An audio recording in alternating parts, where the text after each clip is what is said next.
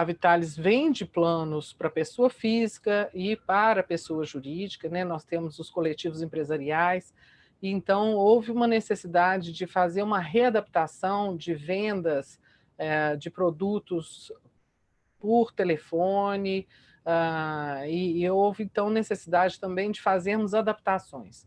No primeiro momento, quando houve a determinação então do afastamento social, cerca de 90% dos funcionários foram colocados em home office.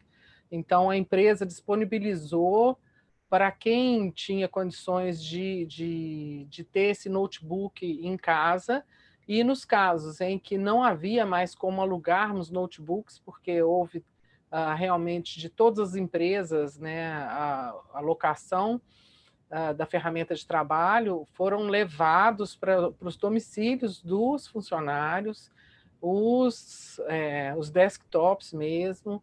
Então, a operadora muito preocupada com a saúde, não só dos beneficiários, mas também de nós como funcionários da operadora. E passamos, então, a nos adaptarmos. Não estávamos acostumados com essa questão de reunião online, né? E isso, sistematicamente, nós fazemos reuniões diárias. E tendo os horários marcados, muitas vezes a gente consegue tomar determinadas ações mais imediatas do que quando a gente está na sede. E houve, então, o afastamento aí, inicialmente, daquelas pessoas que participavam da auditoria, né, e que participam da auditoria, mas que eram pessoas com algum grau de risco, né, então os hipertensos, diabéticos, e todas essas pessoas, então, foram colocadas de imediato em afastamento social. Nós temos na nossa equipe de auditoria, nós temos auditoria concorrente também, temos auditoria de coleta de DRG e temos auditoria de contas hospitalares. A nossa auditoria prospectiva, né, auditoria prévia, ela ficava na sede. Então, todos os auditores foram para as suas residências e o sistema de auditoria não mudou porque todos nós pudemos ter acesso, né, à nossa ferramenta de gestão, para que essas autorizações continuassem sendo realizadas. E foram sendo feitos os acompanhamentos aí do número de guias que vinham sendo autorizadas. Então, inicialmente, houve uma queda acentuada do número de guias para procedimentos eletivos. E muitas vezes o beneficiário não entendia que a guia poderia ser emitida, mas o médico dele não poderia operar, porque as cirurgias foram suspensas. E nós tivemos alguns casos até de NIP, em decorrência do fato de o profissional não poder fazer a cirurgia. E o paciente, mesmo com a guia autorizada, ele não conseguiria fazer essa cirurgia. Então, houve esse impacto também. Em relação à auditoria concorrente, nós não podemos continuar com a auditoria concorrente, porque, como a Sinara mesmo falou, a questão do meio hospitalar estava sendo extremamente ameaçadora a todos. Continua sendo, porque aqui em Minas nós estamos ainda numa curva ascendente, e talvez daqui a uns 15 dias a gente vá ter um volume maior de pacientes positivos e de pacientes com a doença em si e com necessidade de internação.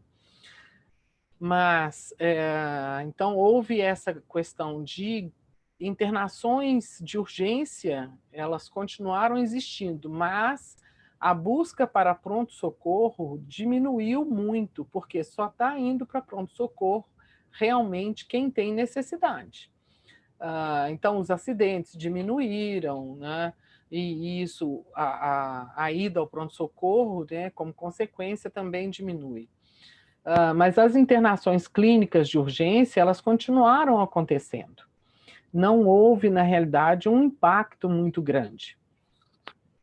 Como a Vitalis tem a sua carteira muito pulverizada, no norte do país, que é uma região onde a gente tem um volume grande de beneficiários, nós estamos sofrendo esses impactos de pacientes que muitas vezes necessitam de internação e que não conseguem ser internados. Então, há necessidade de fazer essas transferências, às vezes, de pacientes de algum hospital de cidade menor para uma cidade que tenha maior recurso, ou mesmo em outro estado, né? Então, a gente tem passado por isso.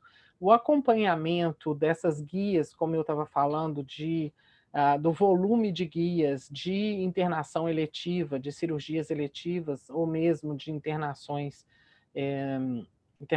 clínicas, digamos assim, nós estamos observando que há cerca de uns 10 dias estão retornando às cirurgias eletivas. Por quê? Os hospitais, assim como colegas que dependem única e exclusivamente da sua atividade laboral para sustento de suas famílias, né?